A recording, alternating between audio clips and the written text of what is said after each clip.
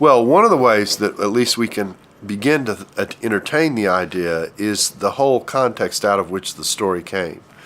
It came out of a Judaism that believed in one God. It came out of a city, Jerusalem, where Jesus' opponents were present, including a figure named Saul, who becomes Paul. And Paul was a persecutor of the church. He believed in the Jewish take on what happened to Jesus, which is, we don't know what happened to the body. We know that there's a claim of an empty tomb, but we don't believe that he's risen from the dead.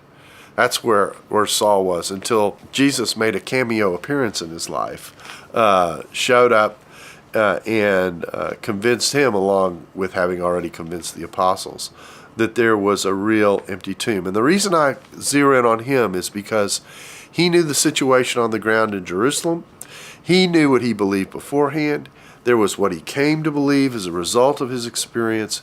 His experience is corroborated by the experience of many others around him at that time who had previously believed and who he previously persecuted.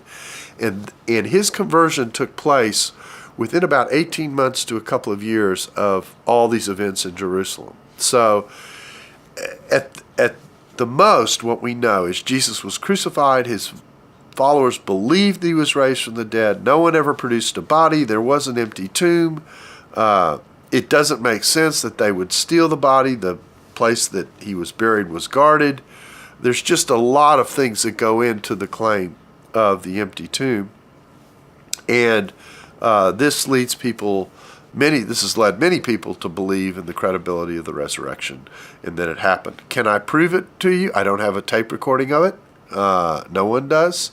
I can't answer every single doubt that someone can raise about it, but it does explain how many Jewish people who formerly believed there was only one God and that God couldn't or wouldn't be incarnate or that he wouldn't share his rule with anybody, they came to be persuaded that what Jesus did and said, and then what he did and said after his crucifixion, convinced them that he was still alive.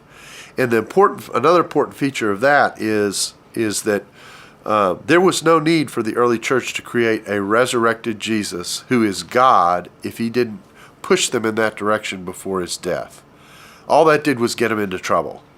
And so you wouldn't make up something to get yourself into trouble. If all they needed was Jesus' teaching, they would have simply passed that on. But there was something about him that made them stop and reflect and say, this story that we're talking about is about more than ideas. It's actually about someone who has come to represent God in our midst and who we have come to believe is God in our midst.